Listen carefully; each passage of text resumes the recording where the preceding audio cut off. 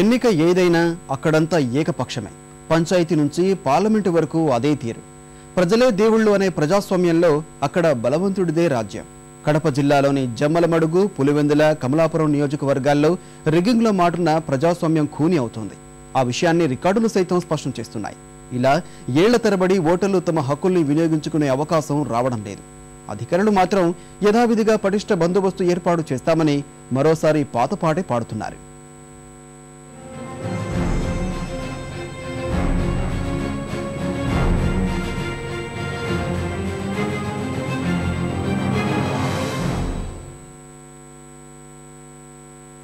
ఎన్నికలు వస్తే చాలు కడప జిల్లాలోని పులివెందుల, జమ్మలమడుగు, కమలాపురం నియోజకవర్గాల్లో ఫ్యాక్షన్ సంస్కృతి ప్రతాపం చూపుతోంది.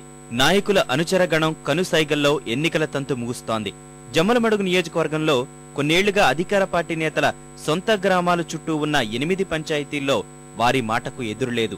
జమ్మలమడుగు మండలం దేవగుడి, పెద్ద దండ్లూరు, సున్నపురాళ్లపల్లె, ధర్మాపురం, గొరిగనూరు, సుగుమంచిపల్లె పంచాయతీల్లో దాదాపు 10,000 ఓట్లున్నాయి. వీటిపై హక్కు ఓటర్లేదు కాకుండా అధికార పార్టీ నేతల చేతివాటం కొనసాగుతోందని గణాంకాలు వెల్లడిస్తున్నాయి. జమ్మలమడుగు నియోజకవర్గంలోని ఈ పంచాయతీల్లో ఎప్పుడు ఏ ఎన్నికలు జరిగినా 95% ఓట్లు ఒకే పార్టీకి పడుతున్నట్లు రికార్డులు తెలియజేస్తున్నాయి. ఇక్కడ పరిస్థితి ఎంత తీవ్రంగా ఉందంటే ప్రత్యర్థి పార్టీలకు కనీసం ఏజెంట్లు కూడా లేరు. జమ్మలమడుగు నియోజకవర్గంలో కూడా మనం చూస్తే అధికారాన్ని అడ్డం పెట్టుకుని విచ్చలవిడిగా నామినేషన్లు కూడా వేయనీయకుండా చేసిన పరిస్థితులు ఉన్నాయి. కాబట్టి ప్రజాస్వామ్యంలో స్థానిక సంస్థల ఎన్నికలనేటి చాలా అతి ముఖ్యమైన ఎలక్షన్ కాబట్టి తక్షణం స్పందించి చర్యలు తీసుకుని ఎన్నికలు సక్రమంగా నిష్పక్షపాతంగా జరిగే విధంగా ఎన్నికలు జరపాలని చెప్పి కోరుకుంటా ఉన్నాం. ఇక పులివెందుల నియోజకవర్గంలో పరిస్థితి మరింత అధ్వానం. పులివెందుల, లింగాల, తొండూరు మండలాల్లో దాదాపు 20 గ్రామాల్లో ఓ పార్టీకి ఏకపక్షంగా ఓట్లు పడుతున్నాయని అధికారిక నివేదికలే తెలియజేస్తున్నాయి. లోపట్నూతల, హిమకుంట్ల, దుద్యాల, వెలిదండ్ల గ్రామాల్లో కొందరి దమనకాండ కొనసాగుతోంది. ఈ పరిస్థితులు తెలిసిన గ్రామస్తులు ఓట్లేసేందుకు ముందుకు రావడం లేదు. వచ్చిన వారిని నయానో భయానో తిప్పి పంపించడం జరుగుతోంది. ఆ గ్రామాల్లోకి ప్రత్యర్థి పార్టీలు కనీసం ప్రచారానికి కూడా వెళ్లే పరిస్థితి లేదు.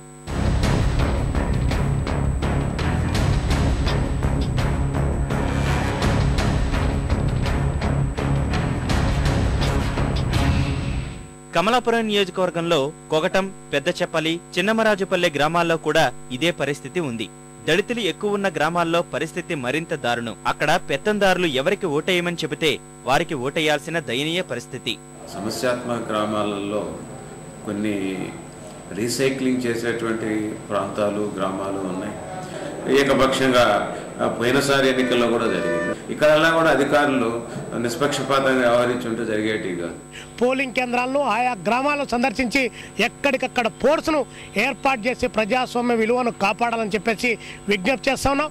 అయితే జిల్లా అధికార యంత్రాంగం మాత్రం ఈసారి ఏకపక్షంగా పోలింగ్ జరిగే ఆస్కారం లేదని తేల్చి చెబుతోంది. ఈ ప్రాంతాల్లోని 7,842 పోలింగ్ స్టేషన్లలో 1,800 సమస్యాత్మక, అత్యంత సమస్యాత్మక ప్రాంతాలుగా అధికారులు గుర్తించారు. ఇప్పటికే వ్యక్తిగతంగా తీసుకున్న లైసెన్సుడు తుపాకులను స్వాధీనం చేసుకున్నట్లు ఎస్పీ తెలిపారు.